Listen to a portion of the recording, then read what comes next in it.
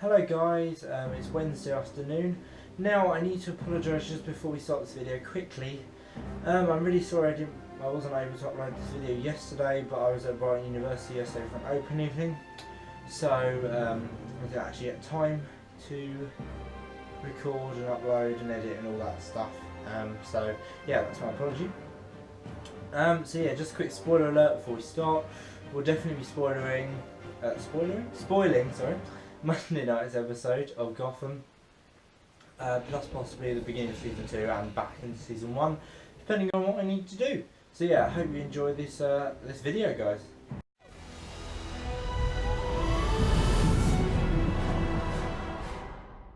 Okay then guys, so the episode we're going to be reviewing today aired on Monday night, and it was season 2, episode 5, Scarification. Now I assume the title is because of the whole underlying knife storyline and how the Galavants have been scarred by the Waynes, so the Galavants want their revenge. But we'll come on to a bit more of that in a bit when we actually get to the Galavants later on. And also that people are just kind of gaining battle scars from this massive war that's raging throughout the streets of Gotham. My 5 words or under this week, I've only got 3 words, and the 3 words are back on form, and that's back on form, sorry. Yeah, we'll come on to a bit later on, you'll see why it's back on form as I go through, because I'll get everybody more excited as you get on. Okay, so first on to Jim Gordon then. So Jim Gordon.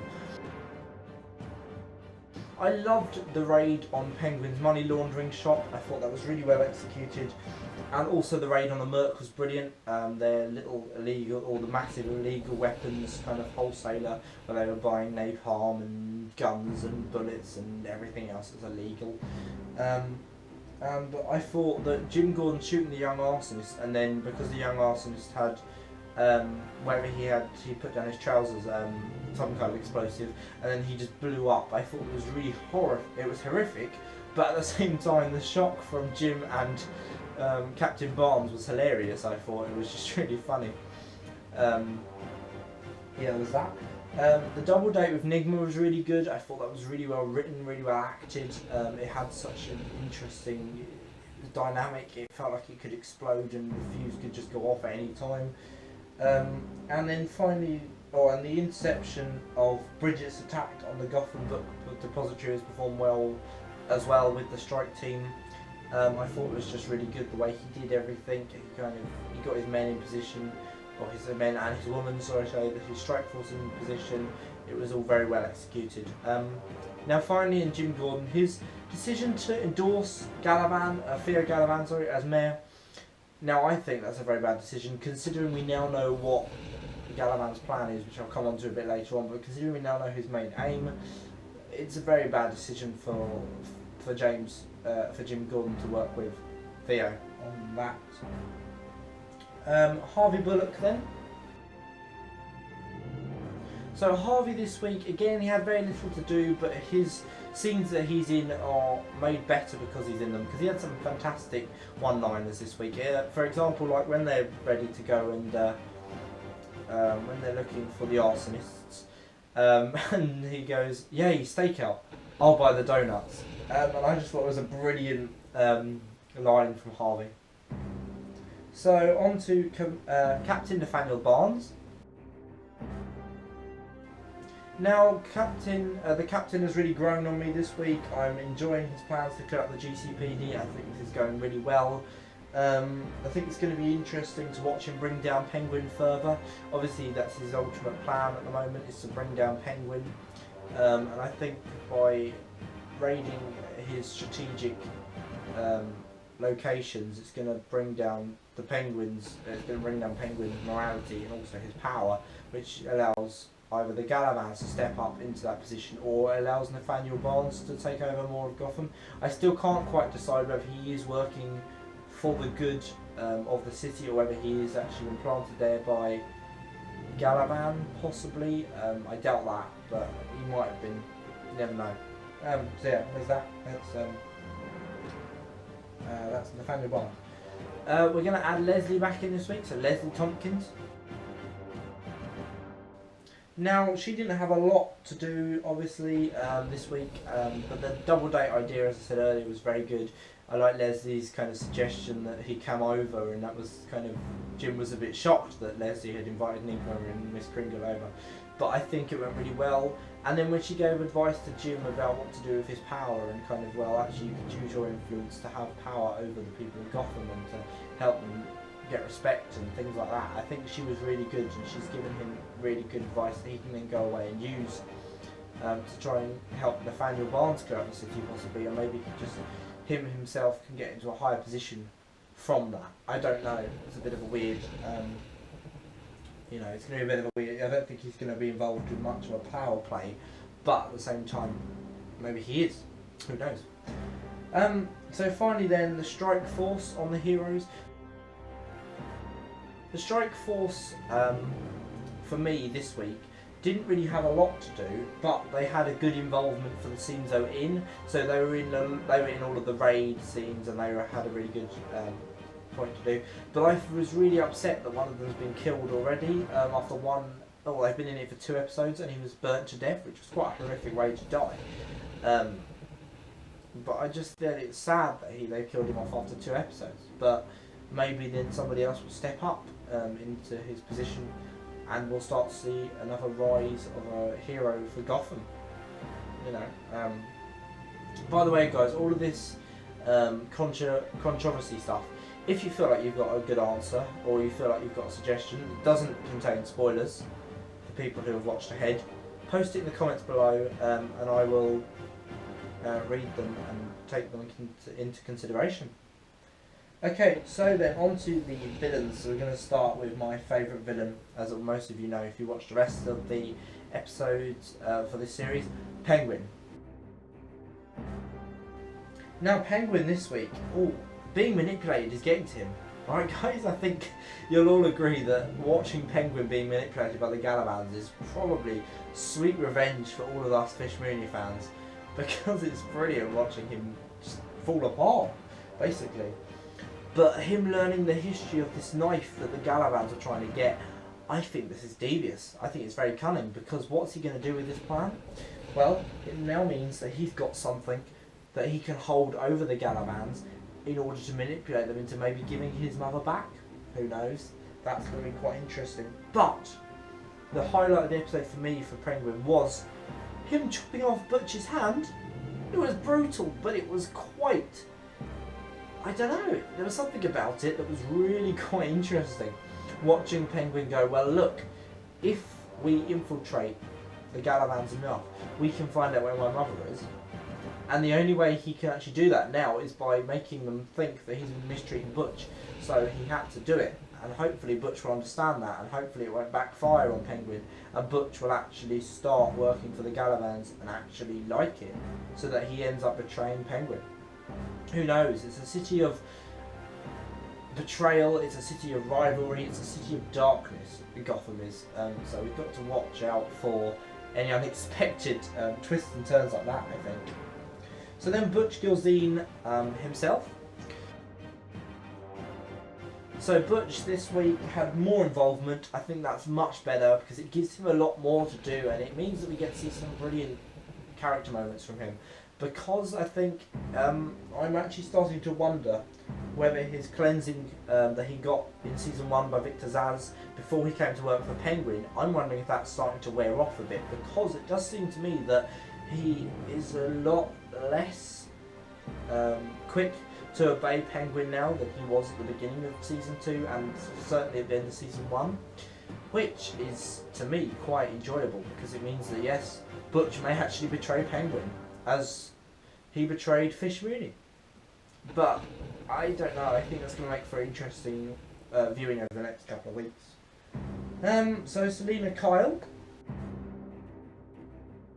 Now Selina Kyle had a good involvement in helping Butch speak to the arsonists, so that he could then get them on side so they would actually carry out the job that the Gallavans had given to Penguin. And I also think that I'm glad that she helped Bridget to escape from the GCPD, but at the same time I'm really annoyed with her, because I kind of wanted Jim to catch Bridget and stop kind of these arsonists from destroying half the city. That the Galavans want to get rid of everything that's owned by Wayne Enterprises. So yeah, I'm quite annoyed at her with that. So Edward Nigma. Now Edward Nigma this week only had one scene.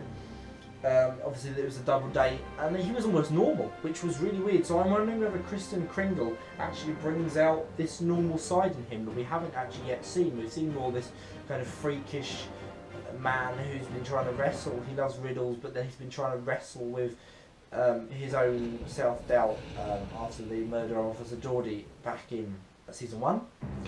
And also there was no hint of that this week, which is quite good, because obviously last week he almost dropped himself straight in it, and I was really worried that he had, but now I'm seeing that there is possibly somewhere we can go with this that doesn't involve Nigma getting implicated in Geordie's murder, and maybe, who knows, we might actually see him get away with it, which would be quite a sweet victory for him, I think, if he does get away with it. But if he doesn't, then, you know, we'll have to see what happens. So finally then, in the villain, Theo and Tabitha Galavan. Now Theo getting Jim to endorse him as mayor was a crafty move. It now means that Jim is working essentially for all three sides. He's working with Bruce Wayne, he's working with Theo Galavan to endorse him as mayor, and he's also now working with Penguin still.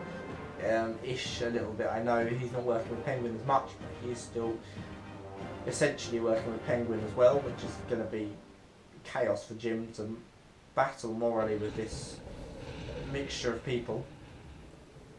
I think the Galavans themselves kidnapping Sid Bunderslaw, sorry.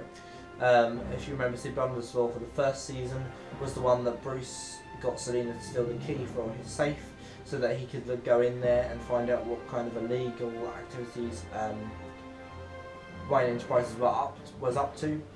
And then Tabitha this week, wow, she had a role change, didn't she, a little bit? She actually got a bit more. She actually removed one of his eyes, which was really brutal.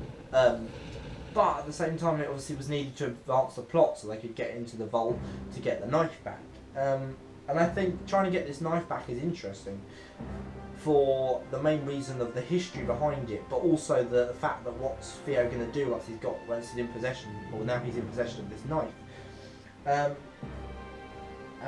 obviously the visit from Father Krill at the end revealed to us what direction his plan is going in, that he plans to kill Bruce because he's the final Wayne heir.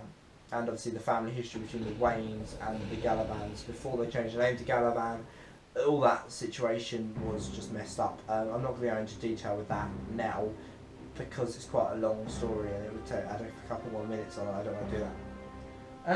Now the absence of Bruce, Alfred and Barbara was quite sad, as I've come to really like them characters. And obviously their storylines have been really good recently, but then they just cut them out of this episode. But then I can see why, because they weren't really needed, and I keep saying this every week, I'm upset that a character is missing. But then the characters they come into it when they're needed, and Barbara wouldn't have had a role anyway, she just been going around going, I'm bored, as usual. And Bruce and Alfred didn't really need to be in it because it was more central to Gotham City as opposed to Wayne Manor and those surrounding areas. So yeah, hopefully they will be back next week so we can see more of their storylines, because I really like them as characters. Now, the conclusion then overall, it was a very high energy episode, but the absence of three great characters was disappointing. So for that reason, my overall rating of the week is an 8 out of 10. So it's a step up, so it's back on form, as I said earlier, from the 7 out of 10 last week's episode received to the 8 out of 10 this week's episode received. But it's still not quite as good as episode 2 and 3, which was Knock Knock and The Last Laugh, which both achieved a 9 out of 10. As I say, it's going to take something a bit more shocking to get me to actually push it up to 10 out of 10, and probably as well I need the inclusion of all the characters that I really like. So if we get an episode that includes all the characters I really like and has a really big shocking, I don't know, storyline, sorry, then we will get up to this 10 out of 10 that I'm so desperate to give an episode of Gotham, because I'm sure there is at least one episode coming this season. I feel there's something definitely building up in Gotham, and I can't wait to see what happens next. Just yeah, remember to like and subscribe, guys, to this video. Remember to like this video and subscribe to my channel for more updates on Gotham as they arrive. Also, my top 5 videos, guys, if you're interested in them, if you've been watching them, there is some important news coming based on the format of my top 5 videos. So just make sure you you stay tuned. I might put up a video on Friday about that. If not, it will definitely be up on the beginning of my next top 5 video. Let's just say it's going to make the videos a lot shorter than they are, probably only about 5 minutes. Alright then, guys, so thank you very much for watching this video. I hope you're enjoying Gotham as much as I am if you're watching it. If not, why are you not watching Gotham? Go away and watch it, and then come back and watch these videos so you can make sense of them. Alright then, guys, I hope you have a good rest of the evening, hope you have a good rest of the week, and I will see you either on Friday or on Sunday for my top 5 video.